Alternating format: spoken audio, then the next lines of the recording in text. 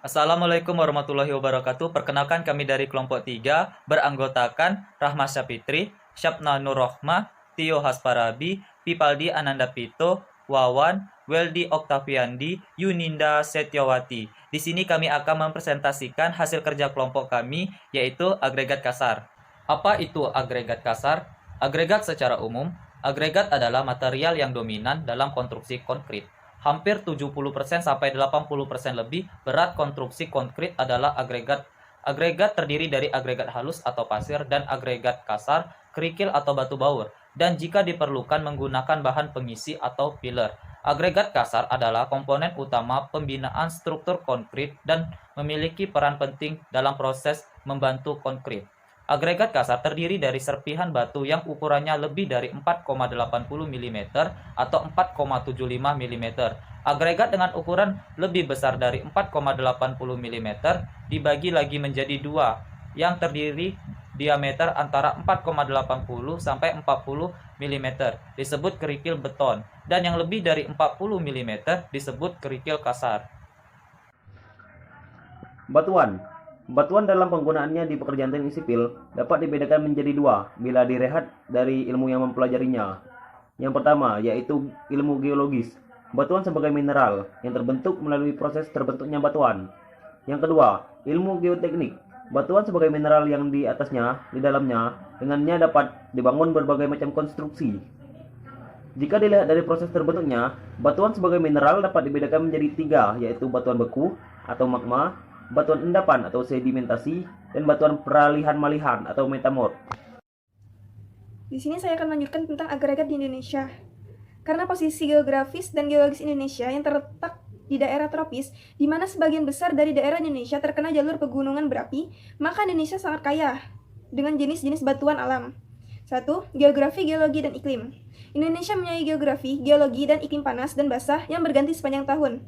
Hal tersebut membuat batu-batuannya mengalami pelapukan dengan derajat yang bergantung pada jenis batu-batuan, iklim, derajat erosi, exposure, dan lainnya.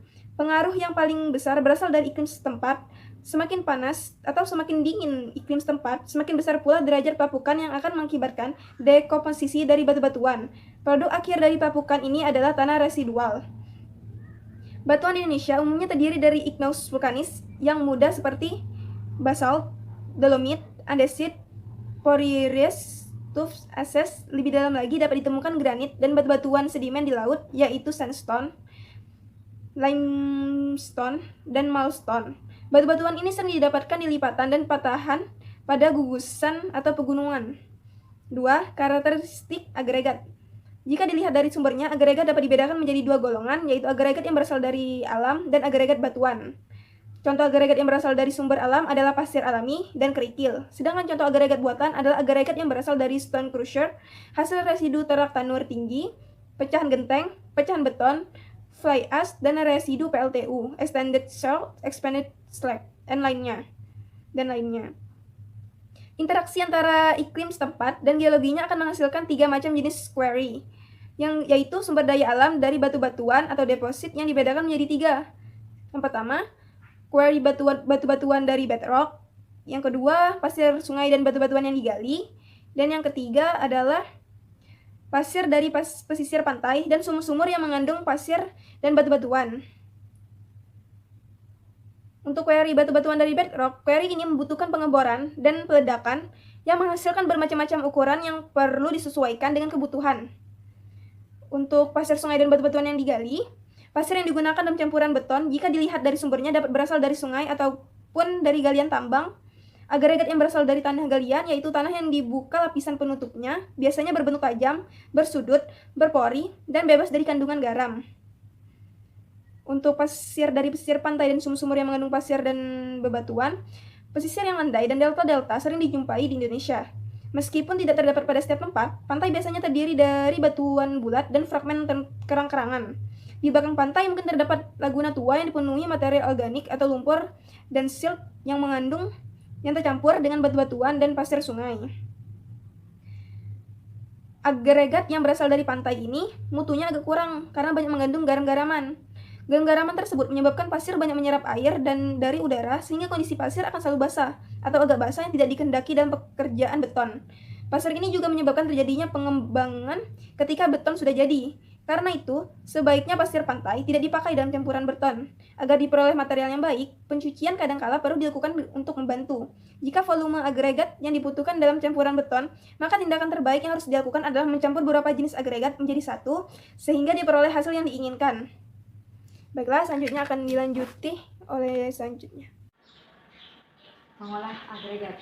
Tujuan utama pengolahan agregat adalah menghasilkan agregat dengan mutu tinggi dan dengan biaya yang rendah. Pengolahan agregat meliputi penggalian atau excavating, pengangkutan atau hauling, pencucian, pemecahan atau crushing, dan penentuan ukuran.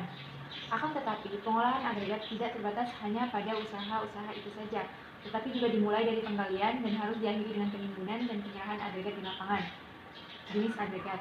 Agregat dapat dibedakan menjadi dua jenis, yaitu agregat alam dan agregat buatan atau pecahan. Agregat alam dan pecahan dapat dibedakan berdasarkan beratnya, diameter butirnya atau gradasi, dan tekstur permukaannya. Agregat juga dapat diklasifikasikan menurut kriteria, yaitu ukuran dan fondasi, kepadatan, petrologi, dan mineralogi. Yang pertama, jenis agregat berdasarkan berat. Ada 3 agregat berdasarkan beratnya, yaitu agregat normal, agregat ringan, dan agregat berat. Yang kedua, jenis agregat berdasarkan bentuk. Pertama, agregat bulat. Agregat ini berbentuk karena terjadinya penicisan oleh air atau seluruhnya terbentuk karena penggeseran. Yang kedua, agregat bulat sebagian atau tidak teratur. Agregat ini secara alamiah berbentuk tidak teratur. Yang ketiga, agregat bersudut. Agregat ini mempunyai sudut-sudut yang tampak jelas dan terbentuk di tempat-tempat kepotongan bidang-bidang dengan permukaan kasar. Yang keempat, agregat panjang. Agregat ini panjangnya jauh lebih besar daripada lebarnya dan lebarnya jauh lebih besar dari lebarnya. Yang kelima, agregat tipis. Agregat disebut tipis jika perbandingan tebal agregat terhadap ukuran lebar dan tebalnya lebih kecil. Dan yang keenam, agregat triple dan panjang. Agregat jenis ini mempunyai panjang yang jauh lebih besar daripada lebarnya, sedangkan lebarnya jauh lebih besar dari tebalnya. Yang ketiga, jenis agregat berdasarkan tekstur permukaan, yaitu agregat licin atau halus atau glasi, berbutir atau granular, kasar, kristalin, dan berbentuk sarang laba atau honeycomb. Yang keempat, jenis agregat berdasarkan ukuran butir nominal. Yang pertama, agregat halus ialah agregat yang semua buktinya menembus ayakan berlubang 4,8 mm atau 5,8 mm.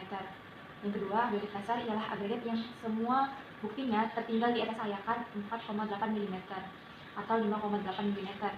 Dan yang terakhir, jenis agregat berdasarkan gradasi, yaitu gradasi sela atau gap gradation, gradasi menerus, dan gradasi seragam. Sifat-sifat agregat dalam campuran beton. Sifat-sifat agregat sangatlah berpengaruh pada mutu campuran beton. Agregat yang digunakan di Indonesia harus memenuhi syarat SID 0052-80 tentang mutu dan cara uji agregat beton. Dan dalam hal-hal yang tidak termuat dalam syarat tersebut, maka agregat yang harus memenuhi syarat dan ketentuan yang diberikan oleh ASTM C-33-82 tentang Standard Specification for Concrete Aggregate. Selanjutnya ialah mengenai pemeriksaan mutu agregat dan syarat mutu agregat. Pemeriksaan mutu agregat dimaksudkan untuk mendapatkan bahan-bahan campuran beton yang memenuhi syarat, sehingga beton yang dihasilkan nantinya sesuai dengan yang diharapkan. Agregat yang digunakan harus memenuhi spesifikasi teknik yang telah ditetapkan di dalam kontrak kerja. Penyimpanan agregat. Agregat biasanya tidak ditempatkan dalam ruangan tertutup, tetapi diletakkan di udara terbuka atau stockpile. Ada persyaratan yang harus dipenuhi dalam penyimpanan agregat ini antara lain, yang pertama, pengawasan agregat harus dimulai dari saat kedatangannya sampai dengan pengambilannya kembali. Yang kedua, agregat harus ditimbun di atas bak-bak berlantai jika volumenya di bawah 10 kubik meter. 3. Jika agregat yang ditimbun dalam keadaan kering, terutama untuk agregat yang ditimbun di stockpile. Yang keempat, agregat diuji secara berkala sebelum digunakan sebagai kontrol kualitas bahan. Agregat jenis lainnya. 1. Batu pecah. Batu pecah merupakan hasil pengolahan batu dengan stone crusher. Yang kedua, pecahan bata atau genteng. Bahan yang dibuat dari pecahan bata atau genteng ini secara umum belum terpakai. Yang ketiga, tanah liat bakar. Tanah liat dengan kadar air tertentu dibuat berbutir sehingga sekitar 5-20 mm kemudian dibakar. Yang keempat, Herculit atau Haydite. Agregat ini berasal dari sel yang dimasukkan dalam tungku putar rada suhu 1100 derajat Celcius. Yang kelima, agregat abu terbang atau Slanted Fly Ash Aggregates. Agregat ini merupakan produksi pembakaran PLTU yang mengeras membentuk butir-butir seperti kerikil. Yang keenam, benda limbah padat buangan. Kemungkinan pemakaian benda limbah padat buangan sebagai bahan pengganti akhir-akhir ini banyak dibicarakan. Agregat untuk hal-hal khusus. Untuk bahan yang harus kuat dan awet, agregat yang digunakan adalah korundum sintetik atau AI2O3 dengan berat isi murni 3,9 sampai 4 kg per diameter kubik, atau silikon karbid dengan berat isi murni 3,1 sampai 3,2 kg per diameter kubik. Selain itu, dapat juga digunakan jenis agregat lain yang keras seperti batu alam, misalnya basalt, terang tanur tinggi, dan jenis-jenis logam.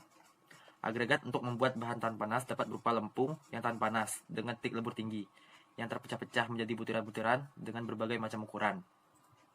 Selanjutnya, penanganan dan penyimpanan agregat. Beton hanya akan seragam bila agregatnya seragam. Gradiasi maupun kadar lengasnya, semua cara penumpukan bisa menyebabkan kehancuran dan segregasi agregat. Untuk itu, agregat perlu dipisahkan menurut ukurannya dan sekaligus ditakar secara terpisah. Oke, demikian presentasi dari kelompok kami. Saya akhiri. Wassalamualaikum warahmatullahi wabarakatuh.